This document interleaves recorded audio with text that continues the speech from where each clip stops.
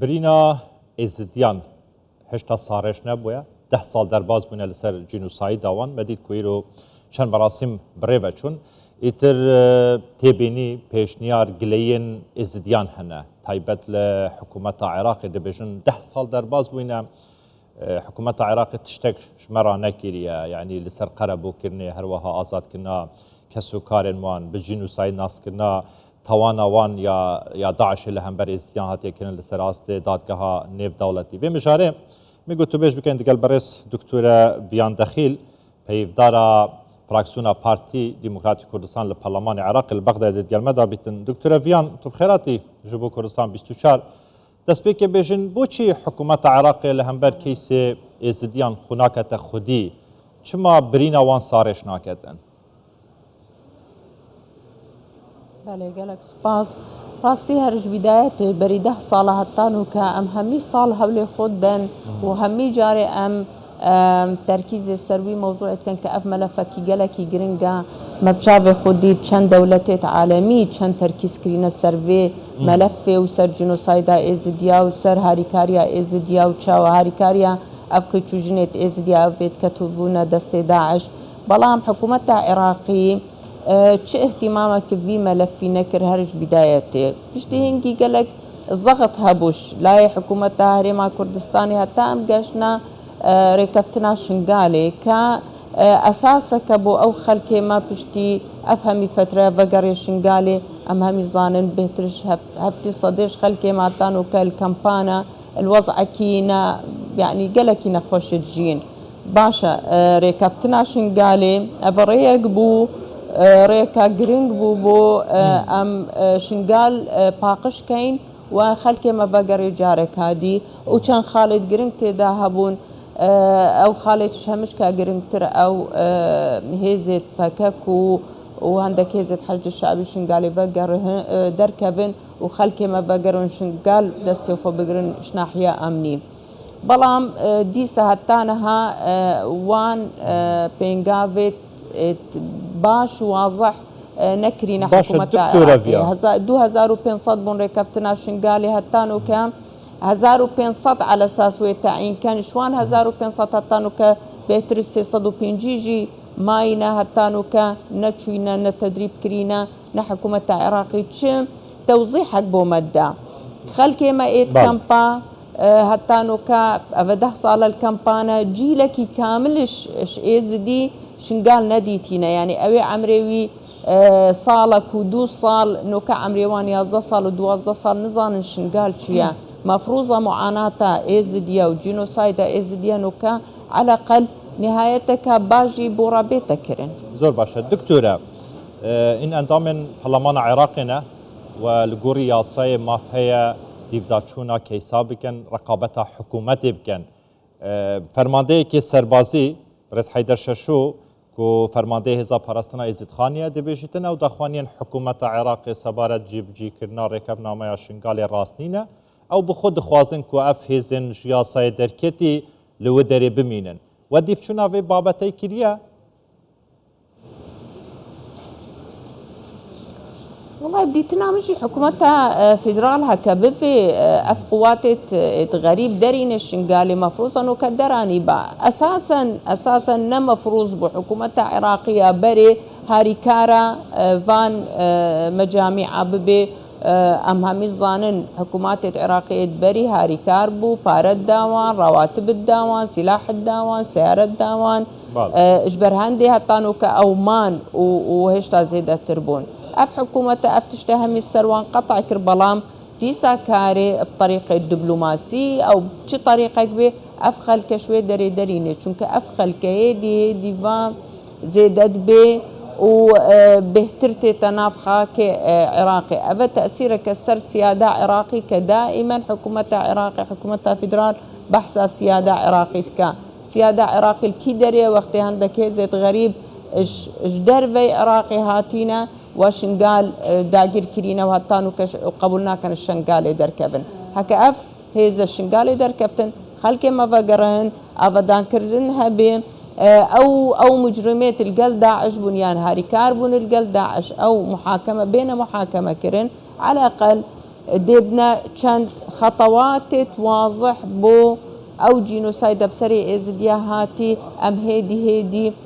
چارە سەرەکی بۆ ڕابکەین حکوومەتە عێراقی هەتانوکە بشکلێکی واضح اعتراف نەکردە کە ئەvە جینۆسایدە حکوومەتە عێراقی هەتانوکە مەلەفی جینۆسایدە ئێزدیا طرح نەکردە نە الأمم المتحدة ونا المحكمة لا هاي يعني بوشي حكومة عراقية سرك وزيرا عراقي يكلدي في دما سالبگرا جینوسایدا ازدیان دیتن اتر داخوانی هنه دبیشن ام خواه بخودیا به کیسه دزانین ام پشتوان خوشکو براین ازدینه دوید خدمت آوان وره کرن دوید نافچین وان بین آبادان کرن اف چارچوه آخفتنه دا لید چارچوه پراکتیک دا و وکه پارلمانتار دیفچون کریه که بوچی حکومت عراقی خل بی که ناکت خودی باشه اگر نافچین سربازی جبر ملیشاتن جدر بید صلات حکومت بن باشه البابت قربو کرنوانا مادی بوچی قربو نایه کرن درباره ناساندنا کمالکوژیا ازدیان لسراست دادگان دولتی بو هول نایت دانان سدم چنه اجندایی که درکی هیا ریگیره جوه که بله ما سؤالك بو حكومة تقديم كريها تانو كبوشي خلق شنقالي تعويض ناكن يعني 8000 ملف التعويضات كهمية كامل همية جاهزن هناتينا شنقالي وش موسلي هاتينا هناتن بو حكومة بو بغداي بلام شوان 8000 بس 20 عائلة تعويضات تخور قرتينش خلق شنقالي بلام أفرو الكلمة مستشار رئيس وزراء قلت تقريبا 1000 بس أزبيجم أو أرقامتك أو قلتين نقلك درستن 1000 كس قربوا كردن ورنقلتي عن بحثة خلق شنقالت كان شبر هندي ما أفر سيارة همي أرسطة حكومة تكرية طبعا ننوكا أفا إش بدايتي وبلام جوابك واضح نينا همي جوابت وانيان جاري إجبر ناحية مادي تأخير بويان هندك جارش ناحيات إجرائي تأخير بوينا أفهمي حجة بو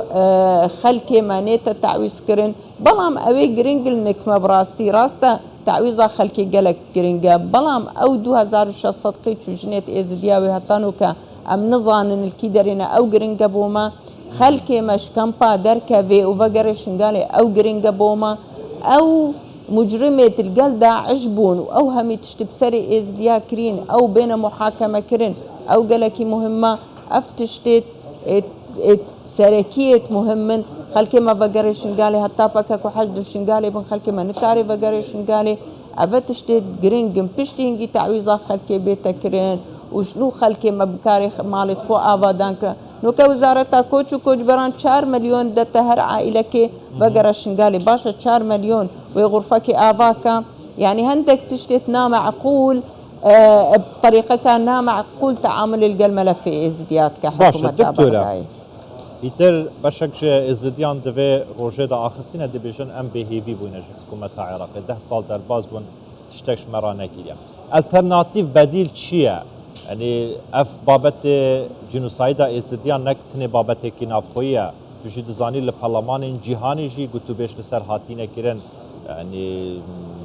قال في بابتي دان حفسوزن قال اف تاوان و اف ايشن سر ازديان دا هاتينه الترناتيف چیه آیا کمالگاه نف دولتی و خوبک خودی لازدیان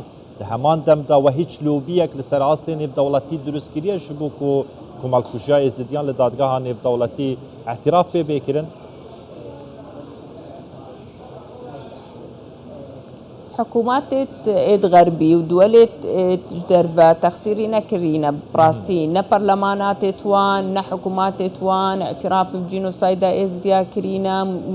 هاري كاريبو ازديا تينيرن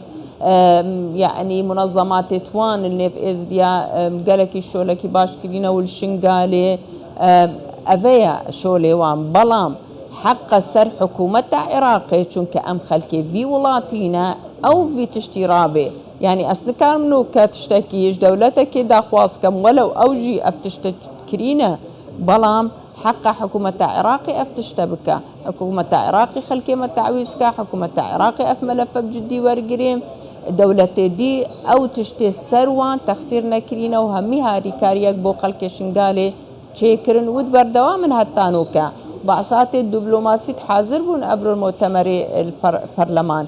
بلام أفا مسؤوليتها حكومتها عراقية وش بديل بورانينا إلا أو بديلا إلا أو تشتكى حكومتها عراقي أف ملفة بجدي ورق بقري وبجدي سرشول بكا وشنقالي آبادان بكا وخلكي ما بقري أفيا بس بديلي ويتشيا أم فيدري بهيلن أفا مستحيلة أفا ولاتي مايا أفا خاكي مايا لاتشام الفيدريا شنقال عمل فيدريا من فيدريا أفا بيتن يردنا با برلمان عراقي دا تجي لو داري بو يترقوتار هاتن پیشکش کرن حفسوز بندقل ايشو آزارين ازديان افتن شويكا لعراق تيتكرن لهمبر كيسي ازديان يانجي دسبي روجي دا وكفتا بواري براكتيزا كرني دا